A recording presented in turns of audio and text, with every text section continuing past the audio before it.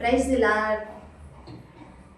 ఇప్పుడు జనరేషన్ వైపు చూస్తే అంతా కూడా సెల్ ఫోన్ మయంగా కనపడుతుంది కదా. సెల్ ఫోన్ లేని మనిషి ఇప్పుడు ఎవరైనా ఉంటున్నారండి? ఉండట్లేదు. ఇంట్లో ఎంతమంది ఉంటే ప్రతి ఒక్కరికి కూడా ఒక ఫోన్ ఉంటుంది. అవునంటారా కాదంటారా కదా? అలాగే ప్రపంచవ్యాప్తంగా ఎంతోమంది ఎన్నో పుస్తకాలు రాస్తున్నారు కదా, మనందరికీ తెలుసు. అయితే ఎక్కువగా ఏ పుస్తకం అమ్ముడుపోతుంది అని చూస్తే కనుక మరి బైబిల్ గ్రంథము ఎక్కువగా అమ్ముడుపోతున్నట్టు మనం చూస్తున్నామండి. ఎందుకంటే ఈ రోజున బైబిల్ గ్రంథాన్ని అని ఏమన్నాడు? సత్యవేద గ్రంథము అని అంటున్నాం కదా. అంటే సత్యవేద గ్రంథం అంటే ఇది ఇందులో రాయబడిన మాటలన్నీ కూడా సత్యమైన మాటలు. అందుకని ఈ బైబిల్ గ్రంథంలోని ఎంతోమంది సెల్ ఫోన్ కనుక ఒక్కొక్కరు ఒక్కొక్క ఫోన్ కలిగినట్లుగా ఈ బైబిల్ గ్రంథం కూడా ప్రతి ఒక్కరికి ఒక గ్రంథం అనేది ప్రతి ఒక్కరు కూడా మరి పర్సనల్గా ఆ గ్రంథాన్ని తీసుకోవటం చదువుకోవటం మనం చూస్తున్నాం కదా. అందుకని ఈ రోజున సెల్ ఫోన్ ప్రతి మనిషికి కూడా మరి ఏ విధంగా కలిగి ఉంటున్నారో బైబిల్ అనేది కూడా ప్రతి మనిషి కూడా పర్సనల్గా కలిగి ఉన్నారు. కాబట్టి ఈ రోజున ప్రపంచవ్యాప్తంగా బైబిల్ గ్రంథం అనేది ఎక్కువ మొత్తంలో అమ్ముడుపోతున్న గ్రంథంగా ఈ రోజున చారిత్రాత్మకంగా మరి గిన్నిస్ బుక్లో కూడా ఎక్కినట్టు మనం చూస్తున్నాం. ఓకే, అయితే ఎందుకు అంటే కనుక ఇది సత్యవేద గ్రంథం. అంటే ఇందులో రాయబడిన మాటలన్నీ కూడా ఎలాంటి మాటలు అంటే కనుక సత్యమైన మాటలు. అంటే ఒకసారి ఆలోచిస్తే అపోస్తలులు ఆయన పేతురు గారు ఎవరు అంటే కనుక యేసుక్రీస్తు ప్రభువారు భూమి మీద ఉన్నప్పుడు 12 మంది శిష్యులు ఆయన వెంబడించారు కదా. అందులో పేతురు గారు మనందరికీ తెలుసు. అయితే ఆ పేతురు గారు ఏమంటున్నారంటే కనుక ఈ మాటల గురించి ఆయన ఏమంటున్నారంటే ఇవి మనుషులు చమత్కారంగా కల్పించిన కథలైతే కావు. మరి ఏంటి ఈ మాటలు అంటే ఆయన ఏమంటున్నారంటే కనుక ఇవి ఒక మనిషి ఆ ఊహను బట్టి మాట్లాడటం వల్ల ఈ ప్రవచనం పుట్టలేదు, కానీ ఈ లేఖనం పుట్టలేదు, కానీ దేవుడు పరిశుద్ధాత్మ మూలంగా ఆ దేవుడు మరి పలకటాన్ని బట్టి ఈ గ్రంథంలో రాయబడి ఉన్నాయని ఆయన సాక్ష్యం ఇస్తున్నారండి. అందుకనే ఇవి దేవుని మాటలు కాబట్టే ఈ రోజున ప్రపంచవ్యాప్తంగా ప్రతి మనిషిని ఆకర్షిస్తున్నాయి. కాబట్టి ఈ రోజున ఈ సత్యవేద గ్రంథంలో మాటలు దేవుని చేత రాయబడిన మాటలని తెలుసుకొని ఆకర్షితులై ఈ రోజున మనం అందరం కూడా ఈ యొక్క దేవుని సన్నిధికి మనము రాగలుగుతున్నాము అనేది నమ్మదగిన సత్యం. దేవునికి మహిమ కలుగును గాక. అయితే ఒకసారి మనం ఆలోచిస్తే కనుక ఈ మాటలు బైబిల్ గ్రంథంలో రాయబడిన ఈ మాటలు అసలు ఎలా ప్రకటించబడుతున్నాయి అనేది ఒకసారి ఆలోచిస్తే దేవుని మాటలు ప్రకటించడంలో కూడా ఒక్కొక్కసారి కొన్నిసారి అవకతవకలు జరుగుతున్నాయి అనేది మనం తెలుసుకోవాల్సిన సత్యం. ఏంటంటే కనుక ఈ రోజున దేవుని మాటలు ప్రకటించే వాళ్ళు బయట చూస్తుంటే కనుక చాలా మంది అవగాహన లోపంతో ప్రకటించే వాళ్ళు కూడా ఉన్నారండి. అవును, అంటే వాళ్ళకి బైబిల్ మీద సరైన అవగాహన లేకపోవటం వల్ల బైబిల్ ఎలా అంటే వాళ్ళకు అనుకూలంగా వక్రీకరించి బోధించే వాళ్ళు ఒక బ్యాచ్ మనకు కనపడుతుంది. అదేవిధంగా మనుష్య జ్ఞానం నేర్పే మాటలతో కూడా బైబిల్ని బోధించడం మనం చూస్తున్నాము. అదేవిధంగా మరి బైబిల్ని ఇంకా ఎలా అంటే ప్రకటిస్తాను చూస్తే కనుక మరి భూ సంబంధంగా బైబిల్ ప్రకటించడం అంటే ఏంటంటే శరీరానుసారంగా ఈ దేవుని మాటలు ప్రకటిస్తూ కూడా మరి బైబిల్ని ఈ విధంగా బయట వాళ్ళు నెగిటివ్గా మాట్లాడేటట్టుగా కూడా ఈ రోజున మరి ప్రకటించడం మనం చూస్తున్నాం. అదేవిధంగా ఇంకొంతమంది చూస్తే ఎలా ప్రకటిస్తున్నారని చూస్తే కనుక మరి బైబిల్ని మత విద్వేషాలు రెచ్చగొట్టే విధంగా కూడా మరి బోధించడం వారిని కూడా మనం చూస్తున్నాం. అంటే వాళ్ళు ఎందుకు అలా బోధిస్తున్నారు, వాళ్ళ యొక్క ఇంటెన్షన్ ఏంటి అనేది మనం ఒకసారి ఆలోచిస్తే కనుక వాళ్ళ ఇంటెన్షన్ ఏంటంటే ధనాపేక్ష. వాళ్ళ ఇంటెన్షన్ అంటే ఏ విధమైన సరే ఇది మతానికి రుద్దేసేసి ఇలా మాట్లాడితే మనకి ఈ విధంగా అయినా సరే మనం కొంత డబ్బు సంపాదించుకోవచ్చు అనే ఆలోచనతో కూడా కొంతమంది విద్వేషాలు రెచ్చగొట్టే విధంగా కూడా బైబిల్కి వ్యతిరేకంగా బైబిల్ అనేది అది మరి బూతులు ఉన్నాయి, దానిలో బూతులు సంబంధించిన పుస్తకము, అది మరి మనకు పనికి వచ్చే పుస్తకం కాదని చెప్పి వ్యతిరేకించి మాట్లాడే వాళ్ళు కూడా ఈరోజు లేదంటారు సమాజంలో అంటే ఉన్నారు అని మనం చూస్తున్నామండి. కదా. మరి ఎందుకు ఇలా ఈ విధంగా జరుగుతుంది అనేది మనం ఒకసారి మరి బైబిల్లోకి వెళ్ళి ఒకసారి మనం ఆలోచిస్తే కనుక దేవుడు ఏమన్నాడంటే కనుక ఒకసారి ఫిలిప్పీ రాసిన పత్రిక 1వ అధ్యాయము ఒకసారి 17వ వచనం నుంచి ఒకసారి చూస్తే కనుక కొందరు అసూయ చేతను కలహ బుద్ధి చేతను మరికొందరు మంచి బుద్ధి చేతను క్రీస్తును ప్రకటించుచున్నారు. వారైతే నా బంధకములతో కూడా నాకు శ్రమ తోడు చేయవలని తలంచుకొని శుద్ధ మనసుతో కాక కక్షతో క్రీస్తును ప్రకటించుచున్నారు.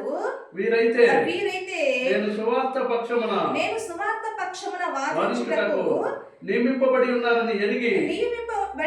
అని ఎరిగి ప్రేమతో ప్రకటించుచున్నారు. అయిననేమి మిష చేతనే గాని సత్యము చేతనే గాని ఏ విధము చేతనైనను క్రీస్తు ప్రకటించబడుచున్నాడు. అందుకు నేను సంతోషించుచున్నాను, ఇక ముందు కూడా నేను సంతోషింతును అనేసారండి. అంటే ఏమర్థం అవుతుంది మనకంటే ఇప్పుడు ఏ విధముగా ప్రకటించినప్పటికీ కూడా క్రీస్తు కక్ష చేత, అసూయ చేత, కలహ బుద్ధి చేత, మత పిచ్చి చేత, అంటే మిష చేత, కక్ష చేత ఏ విధము చేత క్రీస్తు ప్రకటించబడినప్పటికీ కూడా క్రీస్తు ప్రకటించబడుతున్నాడు అనేది పౌలు గారు అందుకు నేను సంతోషిస్తున్నాను అనండి. ఒకసారి నేను ఆలోచించానండి. అంటే పౌలు గారు ఇప్పుడు జనరేషన్లో ఒకసారి ఆలోచిస్తే ఈ రోజున సోషల్ మీడియా వచ్చిన తర్వాత క్రీస్తుకు వ్యతిరేకంగా చాలా మంది దారుణంగా మాట్లాడుతున్న వాళ్ళు మనం చూస్తున్నామా చూడలేదా? చూస్తున్నామండి. అంటే అయినప్పటికీ ఇప్పుడు పౌలు గారు ఏమనండి, వీళ్ళ ప్రకటిస్తున్నా నేను చాలా సంతోషిస్తున్నాను అన్నాడండి. ఎందుకంటే వాళ్ళ ప్రకటిస్తున్నా వాళ్ళు క్రీస్తునే ప్రకటిస్తున్నారు అని పౌలు గారు సంతోషిస్తున్నారంటండి. ఒకసారి దీని గురించి నేను ఆలోచిస్తే అవును, ఎవరైనా మనకి నెగిటివ్గా మాట్లాడితే మనకు చాలా బాధేస్తుందా లేదా కదా. కానీ పౌలు గారు ఏంటి నెగిటివ్గా మాట్లాడితే నాకు చాలా సంతోషంగా ఉందని ఎందుకు అంటున్నాడు పౌలు గారు అని నేను ఆలోచిస్తే చూడండి, వాళ్ళు నెగిటివ్గా మాట్లాడుతున్నప్పటికీ కూడా అది ఎవరికి పనిచేస్తున్నారని దేవుడు అంటున్నారంటే కనుక వాళ్ళు క్రీస్తుకే పరిచారం చేస్తున్నారు అంటాడండి. ఒకసారి చూస్తే యోహాను రాసిన పత్రిక, యోహాను సువార్త రాశారు అండి. యోహాను గారు రాసిన సువార్తలో ఒకసారి చూస్తే కనుక 16వ అధ్యాయము, యోహాను గారు రాసిన సువార్త 16వ అధ్యాయము ఒకసారి 2వ వచనం చూస్తే కనుక 16వ వచనం ఒకసారి 1, 2 వచనాలు చూస్తే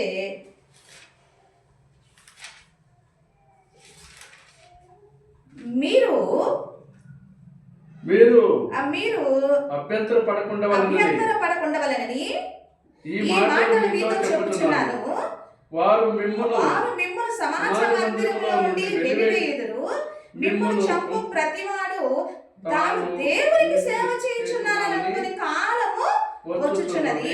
వారు తండ్రిని నన్ను తెలుసుకొనలేరు కనుక ఈలాగు చేయుదురు అని చెప్పారండి. అంటే పౌలు గారు ఎందుకు సంతోషిస్తున్నారంటే యేసుక్రీస్తు ప్రభు వారు ఏమన్నారంటే కనుక మీరు నా గురించి మీరు ప్రకటిస్తుంటే వాళ్ళు మిమ్మల్ని అవసరమైతే మిమ్మల్ని నిందిస్తారు, అవసరమైతే మిమ్మల్ని చంపేస్తారు. కానీ అలా వాళ్ళు చేస్తున్నప్పటికీ కూడా వాళ్ళు ఎవరికి పని చేస్తున్నారు అని యేసుక్రీస్తు ప్రభు వారు అన్నారంటే కనుక దేవునికి పని చేస్తున్నారు అన్నారండి. అంటే వీళ్ళు నెగిటివ్గా మాట్లాడుతున్నప్పటికీ కూడా దేవునికి క్రీస్తుకి పనిచేస్తున్నారా? వీళ్ళు నెగిటివ్గా మాట్లాడుతున్నప్పటికీ కూడా వీళ్ళు క్రీస్తు పరిచారకులా అనేది నేను ఆలోచించానండి. ప్రభు వారు ఎందుకు ఈ విధంగా అన్నారు? ఎవరైనా నెగిటివ్గా మాట్లాడుతుంటే నెగిటివ్గా మరి ఈరోజు మనం ఎన్నో నెగిటివ్గా మనకు క్రీస్తు గురించి మనం మాట్లాడుతుంటే మన ఎంతో మంది నెగిటివ్గా మాట్లాడేటోళ్ళు ఉన్నారు. ఈరోజు సువార్తకి వెళ్తుంటే ఎంతో మంది మనల్ని తిట్టే వాళ్ళు ఉండట్లేదా? క్రీస్తు మాటలు చెప్తుంటే ఈరోజు ఎన్నో సువార్త చేసే వాళ్ళని అడ్డగించి కొట్టారు, పేడనీళ్ళు కొడుతున్నారంట, చెప్పులతో కొడుతున్నారంట. ఇలాంటివన్నీ జరుగుతున్నాయి, అక్కడక్కడ హింసిస్తున్నారు. అంటే ఇలాంటివి జరుగుతున్నాయంటే ఇక్కడ యేసుక్రీస్తు ప్రభు వారు ఏమనంటే వాళ్ళు నాకు సేవ చేస్తున్నారు అన్నారండి. చాలా ఆలోచించానండి. అంటే వాళ్ళు ఏ విధంగా సేవ చేస్తున్నారు అని నేను ఆలోచిస్తే కనుక ఎందుకు ఈ మాట అన్నారు? పౌలు గారికి ఏమర్థమైంది? పౌలు గారు నేను వాళ్ళ నెగిటివ్గా మాట్లాడుతున్నప్పటికీ కూడా వాళ్ళకి మిష చేతనే కానీ, కక్ష చేతనే కానీ, అసూయ చేతనే కానీ, ఈ మత విద్వేషాలు రెచ్చగొట్టే విధంగా కానీ, వాళ్ళ బూతుల పుస్తకం అన్నా వాళ్ళది మంచి గ్రంథం కాదు అని ఎన్నప్పటికీ కూడా పౌలు గారు ఏమనంటే నేను సంతోషిస్తున్నాను అన్నాడు ఆయన. అంటే నేను ఆలోచించాను, పౌలు గారు ఎందుకు ఇలా అన్నారంటే కనుక వాళ్ళు క్రీస్తుకి సేవ చేస్తున్నారని పౌలు గారికి అర్థమైంది. అంటే ఏ విధంగా వాళ్ళు సేవ చేస్తున్నారు అనేది ఆలోచిస్తే కనుక మరి యేసుక్రీస్తు ప్రభువారు ఒక మాట అన్నారు. ఏంటంటే కనుక ఈ బాప్తిస్మ యోహాను గారి చేత ఒక మాట అన్నారు. ఏంటంటే ఆయన చేతిలో ఉన్నది అంట. ఆయన ఏం చేస్తున్నాడంటే జల్లిస్తున్నాడంట. ఆయన ఏం చేస్తున్నాడంట, చాట జల్లిస్తున్నాడంట. ఏం జల్లిస్తున్నాడంటే గొరుగులను ఆయన పొట్లో వేసుకొని పొట్టుని ఆమెని అగ్నిలో వేస్తున్నాడంట. దేవుని మహిమ కలుగును గాక. అందుకే ఇలా ఆయన ఈ విధంగా జల్లించేటప్పుడు ఎవరు మరి దేవుని జల్లిలోకి ఎవరు గోధుమలు అంటే, ఈ గోధుమ గింజలు అంటే ఎవరంటే కనుక గలతీ రాసిన పత్రికలో పౌలు గారు ఏమంటారంటే నీతిమంతుడు విశ్వాస మూలముగా బ్రతుకును అంది. అంటే నీతిమంతులందరూ కూడా దేవుని యొక్క ఆ యొక్క జల్లిల్లోకి వస్తున్నారు. చాటలో జల్లిస్తే ఆ జల్లిల్లోకి వాళ్ళు వస్తున్నారంట. అంటే వీళ్ళని దేవుడు ఎవరు వాడుకుంటున్నారంటే కనుక ఈ విధంగా నెగిటివ్గా మాట్లాడే వాళ్ళు కూడా దేవుడు వాడుకొని దేవుడు ఏం చేస్తాడు, ఫిల్టర్ చేస్తున్నాడంట. నీతిమంతుల్ని అవినీతి మంతుల్ని ఆయన చేటలో ఫిల్టర్ చేసి ఆయన రాకడప్పుడు ప్రత్యేకపరుస్తున్నాడంట. దేవుని మహిమ కలుగును గాక. చూసారంటే అంటే ఎంతగా దేవుని ఆలోచన అనేది మనకు అర్థమవుతుంది. అంటే వీళ్ళందరూ కూడా ఏ ఆత్మతో నడిపించబడుతున్నారు ఒక్కసారి మనం ఆలోచించారు. ప్రభువా వీళ్ళ విధంగా క్రీస్తు విరోధంగా వాళ్ళు నడుచుకుంటారు కదా, వీళ్ళు ఏ ఆత్మతో? ఎందుకంటే ఈ రోజు బైబిల్ చదువుతుంటే మనుషులకి రకరకాలుగా ఈ రోజున ఎందుకు అవగాహన లేకుండా ఉంటున్నారు అనేది నేను ఆలోచిస్తే కనుక ఒకసారి యోహాను రాసిన పత్రికలు ఉన్నాయి కదండి, అందులో మొదటి పత్రిక 4వ అధ్యాయము ఒకసారి 1 నుంచి చూస్తే కనుక, ప్రియులారా అనేకులైన అబద్ధ ప్రవక్తలు లోకములోనికి బయలు వెళ్ళి ఉన్నారు కనుక ప్రతి ఆత్మను నమ్మగా ఆయా ఆత్మలు దేవుని సంబంధమైనవో కావో పరీక్షించుడి అని చెప్పి ఆయన ఏమంటున్నారంటే కనుక యేసుక్రీస్తు శరీరధారి వచ్చినని ఏ ఆత్మ ఒప్పుకొనునో అది దేవుని సంబంధమైనది, ఏ ఆత్మ యేసును ఒప్పుకొనదో అది దేవుని సంబంధమైనది కాదు. దీనిని బట్టి దేవుని ఆత్మను మీరు ఎరుగుదురు. క్రీస్తు విరోధి ఆత్మ వచ్చునని మీరు వినిన సంగతి ఇదే, ఇదివరకు అది లోకంలో ఉన్నది అని రాశారండి ఇక్కడ. అంటే ఇలా క్రీస్తుని వ్యతిరేకించే వాళ్ళందరూ కూడా ఏ ఆత్మతో వీళ్ళు క్రీస్తుని వ్యతిరేకిస్తున్నారు అనేది ఆలోచిస్తే క్రీస్తు విరోధి ఆత్మ అని రాయబడిందండి. నేను ఆలోచించానండి, ఎందుకు క్రీస్తు విరోధి ఎవరు అనేది నేను ఆలోచిస్తే చూడండి, ఈ క్రీస్తుకు విరోధి అనేది ఒకటి భూమి మీద ఉన్నది. ఎవరు అంటే కనుక పేతురు గారు రాసిన పత్రికలో ఒకసారి అక్కడ రాయించారండి. ఎవరు అంటే కనుక మొదటి పేతురు రాసిన పత్రిక 5వ అధ్యాయము ఒకసారి 8వ వచనం చదివితే కనుక, నిబ్బరమైన బుద్ధి గలవారై మెలకువగా ఉండుడి, విరోధి అయిన అపవాది గర్జించు సింహం వలె తిరుగుచున్నాడు. చూడండి, అంటే క్రీస్తు విరోధి ఆత్మ అంటే క్రీస్తు విరోధి ఎవరు అంటే కనుక ఇక్కడ పేతురు గారి ద్వారా దేవుడు మన పరిశుద్ధాత్మ దేవుడు ఏమి రాయించాడంటే కనుక మీ విరోధి అయిన అపవాది. అంటే క్రీస్తుకు విరోధి, క్రీస్తు ద్వారా సృష్టింపబడిన ఆయన పిల్లలమైన మనందరికీ కూడా సర్వలోకానికి విరోధి ఎవరు అంటే కనుక అపవాది. అంటే ఈ రోజున అపవాది నెగటివ్ గా పనిచేస్తుంది ఎవరు అంటే కనుక అపవాది. కానీ ఈ రోజున అపవాది ఆ విధంగా నెగటివ్ గా పనిచేస్తున్నప్పటికీ కూడా దేవుడు ఎందుకో ఆ విధంగా చూస్తూ ఊరుకున్నాడంటే కనుక దేవుడు జల్లిస్తున్నాడంట. నీతిమంతుల్ని అవినీతి మంతుల్ని ప్రత్యేకపరుస్తున్నాడంట. అందుకే ఈ రోజు చాలా మంది దేవుని దగ్గరకు వచ్చి కూడా చూడండి చాలా అవిశ్వాసంగా ఉండేవాళ్ళు ఉంటున్నారు. దేవుని దగ్గరకు వచ్చి కూడా జ్ఞానం లేని వారుగా ఉంటున్నారు. దేవుని దగ్గరకు వచ్చి కూడా ఈరోజు రకరకాలుగా వక్రీకరిస్తూ బోధించే వాళ్ళు ఉన్నారు. ఈరోజు బైబిల్ చదివి కూడా వాళ్ళు బైబిల్ని చదివి బైబిల్లో ఉన్నవి భూత పుస్తకాలు, భూత మాటలు అన్ని కూడా మాట్లాడే వాళ్ళు ఉన్నారంటే వీళ్ళు ఏ ఆత్మచేత నడిపించబడుతున్నారు అంటే కనుక విరోధి ఆత్మచేత నడిపించబడుతున్నారు అనగా అపవాది. ఈ అపవాదిని కూడా దేవుడు ఏమన్నాడంటే కింద వచ్చి చూస్తే ఇది యోహాను రాసిన మొదటి పత్రిక 4వ అధ్యాయంలో ఒకసారి 6వ వచనం కనుక చూస్తే కనుక మనము దేవుని సంబంధులము, దేవుని ఎరిగిన వారు మన మాట విను, దేవుని సంబంధి కాని వాడు మన మాట వినడు. ఇందువల్ల మనము సత్య స్వరూపమైన ఆత్మ ఏదో భ్రమపరిచే ఆత్మ ఏదో తెలుసుకొనుచున్నాము అన్నారండి. అంటే ఏంటంటే సత్య సంబంధమైన స్వరూపమైన ఆత్మ ఎలా ఉంటుందంటే క్రీస్తుని పరిపూర్ణంగా అవగాహన చేసుకుంటాం మనం. అదేవిధంగా ఈరోజు బైబిల్ నువ్వు చదివి బైబిల్లో తప్పులు ఉన్నాయి అని బైబిల్ని ఈ విధంగా నువ్వు కామెంట్ చేస్తున్నావంటే బైబిల్లో మాటల్ని నిన్ను ఏ ఆత్మ నడిపిస్తుంది అంటే కనుక భ్రమపరిచే ఆత్మ నిన్ను నడిపిస్తుందంట అనేది ఇక్కడ ఈ రోజు మనకు అర్థమైందండి. అందుకే ఈ రోజు నెగిటివ్గా ఎవరైనా మాట్లాడుతున్నప్పటికీ కూడా మేము కూడా పౌలు గారు సంతోషిస్తుంటే మేము సంతోషిస్తున్నాం, అవునా కదా? ఎందుకంటే కనుక మాకు ఈ సంతోషం ఎందుకంటే వాక్యం ఏంటో, దేవుని యొక్క ప్రణాళిక ఏంటో, ఈ భూమి మీద దేవుని సంకల్పం ఎలా నెరవేరుస్తుందో, ఈరోజు క్రీస్తుకు విరోధంగా మాట్లాడే వాళ్ళని ఎవరు మరి చూస్తూ ఊరుకున్నాడు, దేవుడు ఎందుకు పర్మిషన్ ఇస్తున్నాడు అనేది ఈ రోజున మాకు అర్థమైంది. కాబట్టి ఈ రోజు మనం కూడా ఏం చేస్తున్నాము, సంతోషిస్తున్నాము. అయితే మరి ఈ రోజున మనం ఒకసారి ఆలోచిస్తే మరి బైబిల్లో విషయాలు మనకి ఎందుకు అర్థం కావటం లేదు? ఈ రోజున వాళ్ళు అదే బైబిల్ చదివి ఈ రోజున ఆ బైబిల్ని ఎందుకు అర్థం చేసుకోలేక తప్పుడుగా బోధిస్తున్నారు, కొంతమంది ఎందుకు కలహ బుద్ధి చేత బోధిస్తున్నారు, అసూయ చేత ఎందుకు బోధిస్తున్నారు అనేది ఇలా నెగిటివ్గా వాళ్ళు ఎందుకు ఉంటున్నారు అంటే కనుక ఇదే ఆత్మ మనకిచ్చిన ఆ దైవ ఆత్మ ఎందుకు దేవుడు వాళ్ళకు అనుగ్రహించలేదు? ఇది కూడా మనకు సందేహం వస్తుందా లేదా కదా? అంటే మనల్ని ప్రేమిస్తున్నాడా దేవుడు, వాళ్ళని ప్రేమించట్లేదా? ఆలోచిద్దామండి. ఆలోచిస్తే ఇది అంటే సత్యస్వరూపమైన ఆత్మ ఉంది, భ్రమపరిచే ఆత్మ ఉంది. ఈ సత్యస్వరూపమైన ఆత్మ ఎవరికి పొందుకుంటున్నారు, భ్రమపరిచే ఆత్మను ఎవరు పొందుకుంటున్నారు అనేది కూడా ఒకసారి మనం ఆలోచించాలిగా. ఆలోచిస్తే కనుక చూడండి, పేతురు గారు ప్రసంగం చేస్తారు కదా అపోస్తలుల 2వ అధ్యాయంలో. ప్రసంగం చేసినప్పుడు ఆయన ఒక మాట అంటారు, చూద్దాము. అపోస్తలుల కార్యములు 2వ అధ్యాయంలో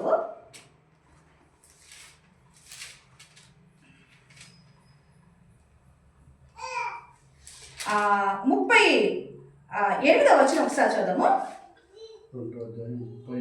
8వ వచనము.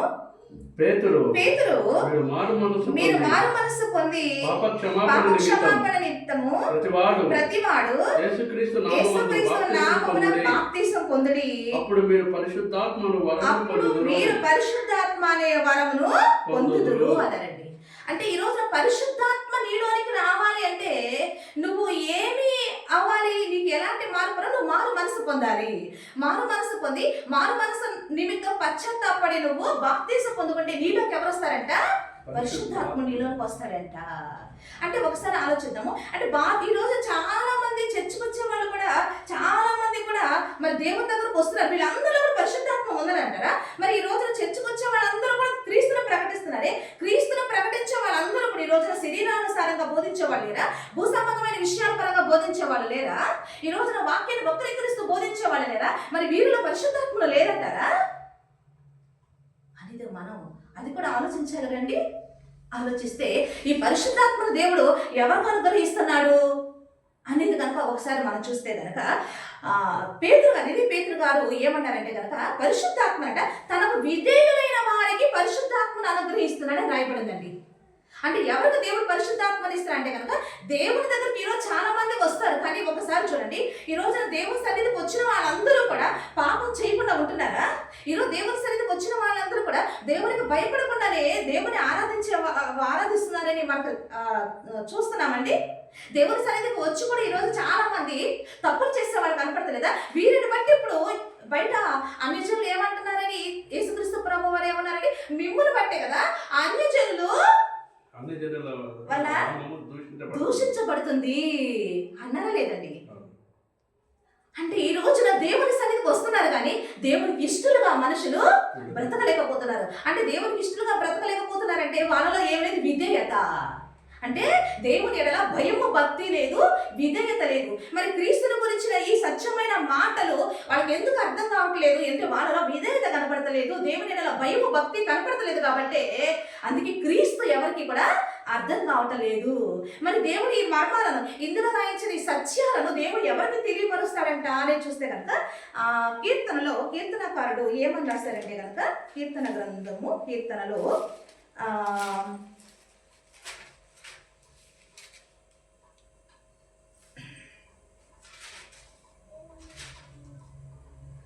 24వ కీర్తన 25వ కీర్తన ఒకసారి 14వ వచనం చూద్దామా.